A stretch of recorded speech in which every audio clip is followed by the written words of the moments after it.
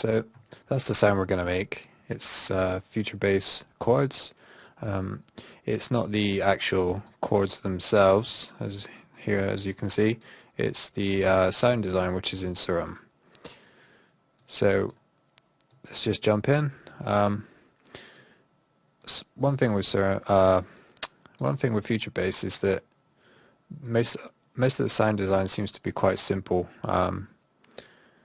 I've kind of done a lot of reading online and just listened to a lot of it recently, and it's quite I'd say quite interesting, but also quite simple to recreate.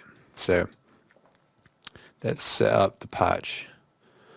Basically, oscillator A, which is a saw wave, and then another oscillator, oscillator B, which in this case is a grain free, which I don't know if you're familiar with Massive, but it's a wavetable from there. So if you want to get the wavetable packs from Massive, just Google it, Massive wavetable packs for Serum, and it's free. I I just find that using this kind of adds more character to the sound rather than just using two or one straight saw wave, you know. So four voices is detuned to 12, and the blend is set to 54, yeah. And the wavetable position is just the basic shapes, and it's set to the saw wave. Everything else here is left the same. So OSB, four voices again, and detuned to 9, and the blend's at 33%. For this one, I've got the wavetable position all the way to the right, and the level is 61%. So I've backed this one off a little bit because I don't want it to be so present. And the octave is up one as well, which is just kind of adding more high frequencies to the sound. It sort of fills that out a bit more. Everything else here I think is the same. Yep. So once you got that, you want to turn on the filter. This should be a low pass 12 by default.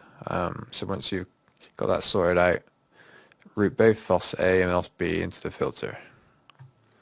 Turn the cutoff all the way down. The resonance is about 7%, and I've got a little bit of drive on there, 12%. Also click here to enable the noise oscillator. Once we've got that, we can set up the envelopes. So envelope 2 is what I'm using for the filter cutoff, so you can just click and drag that to the cutoff. Now we've set up the envelope, attack at 0, hold at 0, decay at 2.24, sustain 0, and the release is at 3.6. So also assign this to the noise level here, because this is adding some noise content to our saw waves to kind of fill out the frequencies a little bit more. It's the AC hum, which is the default noise sound, and once we got that, go to envelope 3. So envelope 3 is going to the pitch, the chorus pitch here and here of each oscillator, and this envelope is set to attack is set to 0, hold 0, decay is 115, sustain 0, and release is 0. So you can just click and drag that onto here and onto here. Once you've got that, you want to go into the matrix tab, where it says chorus pitch here and here. Make sure these arrows are facing forwards and not bidirectional, so like this, and make sure they're both forwards. And then you want to grab this slider, and which should be usually in this position, and you want to just drag it down to -12 for both of them. So that's the envelope setup. Another thing is to go into the Effects tab, turn on the Hyperdimension. I've not changed any of this here, it's just the mix I've lowered. That's the 19%. And the size and the mix is all the way down. I'm not using the dimension half here. Then turn on the reverb. Size is set to 20%. And the low cut is set to 34%. I've not changed any of these other parameters. The mix here is 27%. So basically this is just adding some more width, and the reverb puts the sound in its own sort of space. So that's pretty much the whole sound there. Like I said, it's simple. The kind of the thing with these sort of chord saw sounds is just that it's usually a low pass filter that's being modulated by an envelope or LFO, and usually a couple of saw waves. But I find that if you just use straight saw waves, it can kind of get a bit samey, a bit, yeah.